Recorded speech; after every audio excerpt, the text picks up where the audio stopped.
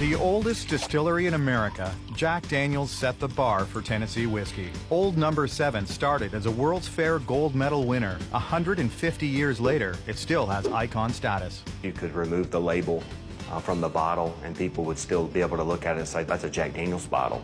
This whiskey has long represented free spirits and independence. The Stones drank it proudly, and Frank Sinatra made it his staple beverage. His daughter made sure that there was a bottle of Jack Daniel's buried with him. 1 billion liters ships to 140 countries every year, and every drop comes out of a dry town with one stoplight. We think we make the finest whiskey in the world right here in Lynchburg. It's hard to believe, but Jack Daniel's is made in a town where it's illegal to sell it. 80 years after Prohibition, Lynchburg, Tennessee is still dry. You can't buy it liquor by the drink on the square here. There's not a bar. There's not a whiskey store here in town. As a distillery, it's important to be close to your water source, and Jack struck liquid gold in the mid-1800s when he moved his distillery to Lynchburg's Cave Springs. Every drop of Jack Daniel's is made from this spring water right here. Every drop. The initial ingredients are the same as when Jack started: corn, malted barley, and rye. The mix has a very low percentage of rye. Where most Kentucky bourbons are bold, peppery, or spicy, I describe Jack as being sweet to oaky in character. 150 trucks a week come through the distillery carting grain for the whiskey. There's about 1 million pounds of grain a day that's being unloaded and elevated into our silos.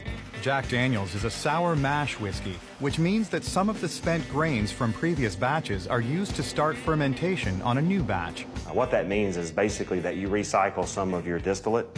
The spent grains are added to the ground corn and cave spring water and cooked in a mash cooker. The mash cookers are basically heating up the grains, cooling them back down, and then setting them into the fermenter. As the temperature cools, rye is added, and then barley malt, along with Jack Daniel's own strain of yeast. The yeast that we use today is the one that we've had since Prohibition. Because yeast decays when it's exposed to air or moisture, Jack Daniel's isn't taking any chances with their yeast.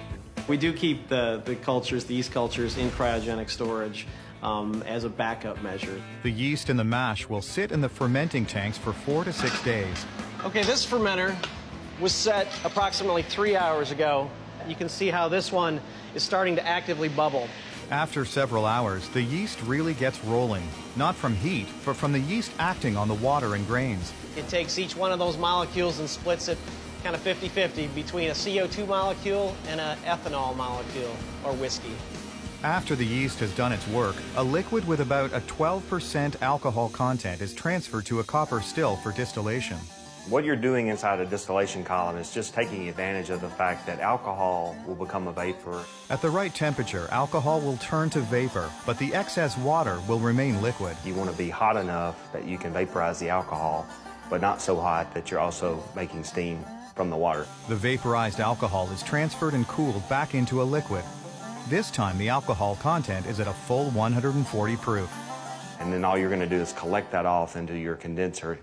Next, the condensed whiskey is passed through charcoal, made by burning ricks of sugar maple. It has no taste or smell when burned. What we're using here is 140 proof whiskey. We start in the center. The whiskey used as fuel for the fire is pulled straight from the still. The reason we use that is because we don't want any kind of petroleum products. After the wood is burned, it's cooled down and moved into the charcoal room for grinding. We'll bring it in here and put it in this grinder and grind it up to about a 1/4 inch consistency. The reason we wanted a 1/4 inch consistency is it gives it more surface area. More surface area ensures the whiskey will run through the charcoal and not around it. What the charcoal does is filter the fusel oils and corn oils out of the whiskey.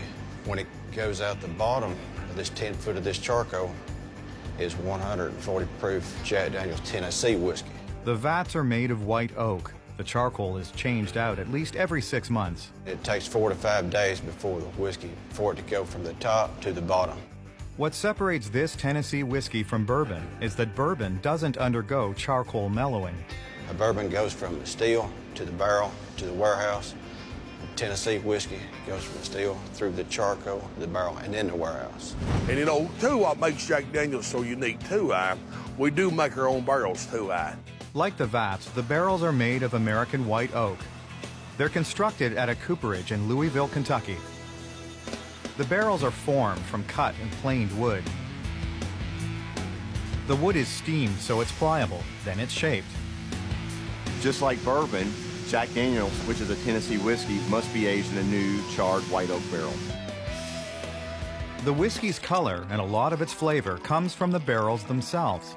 The barrel is a key ingredient in the making of whiskey, and it's why Jack Daniel's makes all of its own barrels. The right char takes about 20 to 25 seconds. Picture a marshmallow at a campfire being held just above the top of a flame.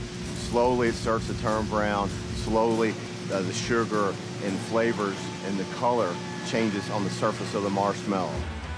The heads of the barrels are assembled and cut to size. And they're charred as well. Heads are added to the barrels. And then hoops are put on. We have a head hoop, quarter hoop, and a bilge hoop. So each barrel receives 6 hoops, 2 of each of those. Then bung holes are drilled.